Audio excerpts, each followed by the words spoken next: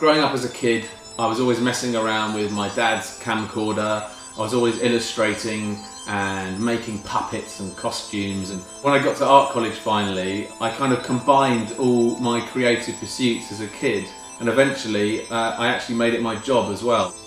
The parallax technique is where you take a still photograph, you separate it up into layers, you bring it into a compositing application like After Effects, and then you put those layers into 3D space and then move a camera through.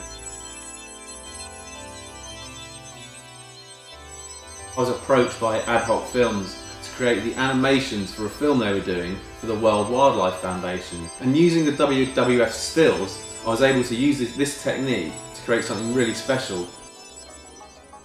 So what we're going to do is we're going to set up a parallax shot. It's going to be a still, and we're going to be able to set it up in a way that it gives us all the right elements. So that'll be like a nice shallow depth of field. We're going to have some action. We're going to have things in the foreground and the background, and then we're going to be able to take that apart and animate it. I think that's the one, isn't it? Okay, cool. So we've got the shot. We can go and animate now.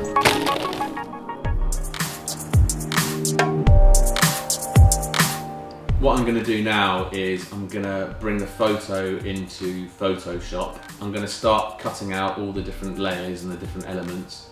In this case, you've got me, who's the sort of main subject, and I've got the ping pong balls, and I have the background.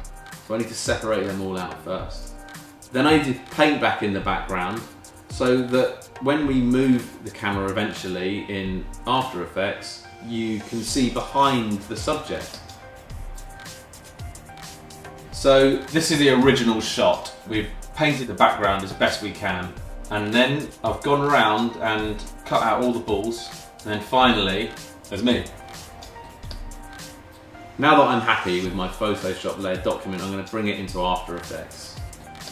So I've got all my layers and I'm going to make them 3D, and I'm going to place a camera in there. And now I'm going to start positioning them in 3D space or Z space.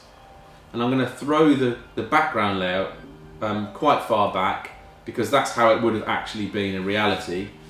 And I'm just going to size that up so it fills the frame again. I'm going to start placing the balls, some right far in the background and some in the foreground. And I'm actually going to duplicate some of these ball layers, and I'm going to throw them right into the foreground and give them a real blur. And I'm going to do the same into the background. I'm also going to colorize some actually. You know, I've only got red and orange ones here. I thought it would be cool if we could have a purple one and an aqua color one or something. So let's do that.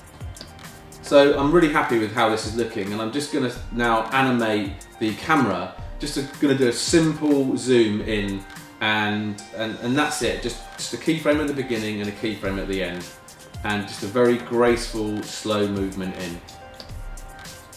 Cool, that's looking good. Now I'm going to animate myself, so I need to pre-comp this, and I'm just going to pin the various elements, the limbs and where the elbow is, and over the course of a 5-second duration, I'm just going to move very subtly these different body parts. It's always important just to keyframe at the beginning and at the end, and just have one smooth move over the duration of your comp. I think the other really important thing is that any movement you have, it should be really subtle. Don't suddenly bring an arm up really suddenly. It's got to be a very subtle, graceful movement. Otherwise the viewer's eye will pick up on anything that looks slightly strange. So let's go back into our master comp and see how that's looking.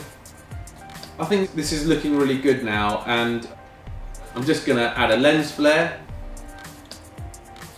I'm going to stick on some film grain, and I'm going to render. Okay, cool, so it's rendered. Let's have a look. Yeah, it looks alright, it looks pretty good. I'm pretty happy with that. The parallax technique is really useful when you don't have live footage, but you do have archival photography or stills. It gives the effect that it's slow motion, or at least it brings the photo to life.